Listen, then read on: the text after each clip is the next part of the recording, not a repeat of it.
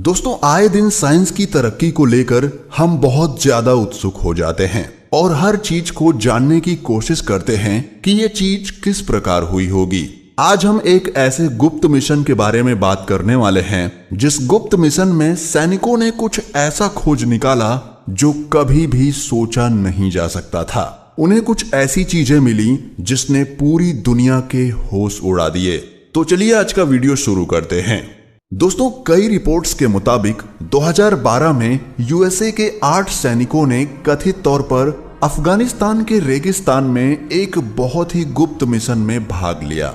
इस गुप्त मिशन में भाग लेने के बाद उन सैनिकों ने जब रेगिस्तान की गुफाओं के अंदर जाकर देखा तो उन्हें विमानों के कुछ हिस्से और कुछ साबुत विमान मिले। हालांकि ये एक बहुत ही खुफिया मिशन था, लेकिन रूसी विदेशी खुफिया एजेंसी ने इसे मीडिया से बचाकर रखने की खूब कोशिश की, पर किसी तरह से ये रिपोर्ट लीक हो गई और राष्ट्रपति पुतिन के हिसाब से देखा जाए तो उन सैनिक कर्मियों को भी काफी तरीके से रोकने की कोशिश की गई, पर वो रोक नहीं पाए और ये खबर हवा में उड़ते उड़ते सारी दुनिया को पता चल गई। जब उन 8 सैनिकों ने विमान की बनावट को देखा तो पता चला कि उसे काफी हाईटेक तरीके से बनाया गया था। अगर आजमा कर देखें तो आज शायद हम वैसी चीज खोज भी नहीं सकते। उस टेक्नोलॉजी को कैसे बनाया गया होगा, ये एक बहुत बड़ा रहस्य है। जब रहस्यमय शिल्प उजागर हुए तब उनका नेतृत्व किया गया। तब वहां एक निशान मिला जिसे देखकर 8 सैनिकों के होश उड़ गए। सबसे हैरानी की बात यह थी कि उस चीज को आखिर किस तरह से डिजाइन किया गया था। अब विमान शब्द की अगर बात करें तो विमान शब्द जो है वो संस्कृत का शब्द है। इसका वर्णन प्राचीन पवित्र ग्रंथों में भी किया गया है, जैसे कि वेदों और पुराणों में। कहा जाता है कि इन अविश्वसनीय उड़ने वाले जहाजों से 6000 साल से भी पहले हमारे ग्रह का दौरा किया गया है और बहुत सारी किताबों में ऐसा पढ़ने को भी मिलता है। वेद और बहुत सारी ऐसी पुस्तकें जिनमें इन उड़ानों का उल्लेख किया गया है।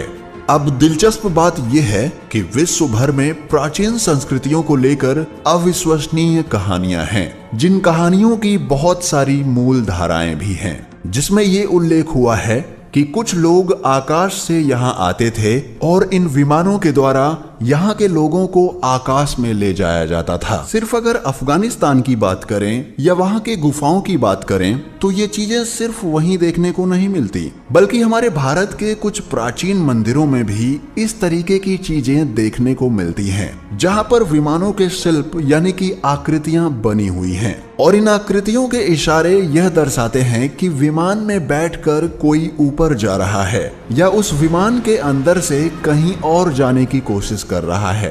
कुछ लोग तो यह भी कहते हैं कि जो हमारे मंदिर की आकृतियां बनाई गई हैं वो कुछ इस तरह से बनाई गई हैं कि वो एक तरीके का विमान है और उसमें कोई भी पूर्वज या कोई भी देवता बैठकर कहीं जाने की कोशिश कर रहा है।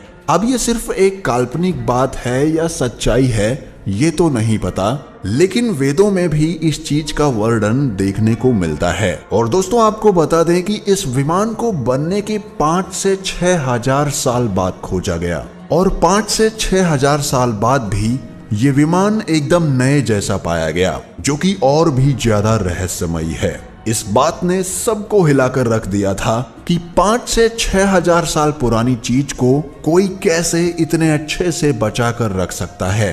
खोजकर्ता और शोधकर्ताओं ने जब इस स्थल का दौरा किया तो उन्होंने पाया कि यह विमान बहुत ही अच्छी तरीके से प्रिजर्व था। इसका मतलब खोजकर्ताओं को यह विमान मिट्टी में ढका हुआ मिला था। दोस्तों, अगर महाभारत की बात की जाए तो महाभारत तक में इन विमानों का जिक्र किया गया है और दोस्तों, माना जाता है कि ये विमान उस वक्त इतनी तेजी से उड़ा करते थे कि आज भी हम विज्ञान की मदद से ऐसा विमान नहीं बना सकते। महाभारत में इन विमानों को 4 ठोस पहियों के साथ दिखाया गया है। इतना ही नहीं बल्कि प्राचीन ग्रंथों में कुछ आक्रामक विमान भी दिखाए गए हैं जो कि सभी तरह के हथियारों से लैस होते थे। ऐसा माना जाता है कि इस तरह के विमानों को परग्रहियों से लड़ने के लिए बनाया गया था। अब जो रिपोर्ट्स मिली हैं वो ये दर्शाती हैं कि जो विमान उस गुफा में मिला था वो प्राचीन काल में किसी का हुआ करता था, यानी हमारे पूर्वज इस तरह के विमानों का उपयोग किया करते थे। इन विमानों को पर्सिया के एक पैगंबर जोरोआस्टर के साथ जोड़कर देखा गया, जो कि जोरोस्ट्रियनिज्म के फाउंडर थे। आपको बता दें कि यह भी एक रिलीजन है जिसे पर्सिया में फॉलो किया जाता है। यहाँ की कई प्राचीन तस्वीरों में जोरोआस्टर को इन विमानों पे उड़ता हुआ दिखाया गया है। पर दोस्तों ये बताना बहुत ही मुश्किल है कि इतने साल पहले इतनी हाईटेक चीजों का इस्तेमाल कौन करता था। दोस्तों हम आपको बता दें कि कुछ सालों पहले चाइनीज रिसर्च टीम या एजेंसीज ने एंटी ग्रेविटी स्पेसशिप के ऐसे ब्लूप्रिंट खोजे जो कि आज के नहीं बल्कि कई सालों पहले के बताए जाते हैं। ऐसा भी कहा जाता है कि चाइनीज रिसर्च टीम को जो ब्लूप्रिंट या डॉक्यूमेंट मिले थे वो अगर ऐसे किसी व्यक्ति के हाथ लग जाए जो किसी का बुरा चाहता है या दुनिया को खत्म करना चाहता है तो वो इजीली ऐसा कर सकता है। हालांकि ये जो डॉक्यूमेंट्स हैं वो पूरी तरीके से लीक नहीं हो पाए थे और वो ब्लूप्रिंट आज भी चाइनीज रिसर्च टीम के पास है जो लासा नाम की जगह पर मौजूद है। हालांकि इन्हें पब्लिकली दिखाया नहीं जाता है पर ये ब्लूप्रिंट मिले जरूर थे और इनका प्रूफ चाइनीज टीम ने दिया था। अब सबसे चौंका देने वाली बात यह थी कि चाइनीज टीम को जो ब्लूप्रिंट यानी विमान के डॉक्यूमेंट्स मिले थे वो शुद्ध संस्कृत में लिखे गए थे। और दोस्तों हम आपको बता दें कि इतनी शुद्ध संस्कृत सिर्फ एंशिएंट टाइम्स में यूज की जाती थी। संस्कृत में इस विमान का वर्णन किया गया था कि कैसे उस वक्त की टेक्नोलॉजी आज के वक्त से काफी अलग थी और यह टेक्नोलॉजी आज के मुकाबले काफी ज्यादा विकसित थी। दोस्तों हम यह नहीं कह रहे कि ये सारी बातें सच हैं। हो सकता है कि ये सब सिर्फ एक कॉन्स्पिरेसी थियरी हो, पर यह हम सब जानते हैं कि हमारा इतिहास इसे बखूबी किसी न किसी तरीके से हर बार प्रदर्शित करता है। चाहे वो एलियंस के पृथ्वी पर आने की बात हो या ऐसे हाईटेक विमान यूज करने की बात हो, हमारा इतिहास हमें आए दिन चौंकाता रहता है। तो दोस्तों आज का ये वीडियो बस यहीं तक। आशा करते हैं आपको ये वीडियो पसंद आई होगी। अगर हाँ तो इस वीडियो को लाइक जरूर कीजिए और ऐसे ही वीडियोस देखने के लिए चैनल को सब्सक्राइब करना ना भूलें। जल्द ही मिलते हैं ऐसे ही एक और वीडियो के साथ। तब तक के लिए नमस्कार।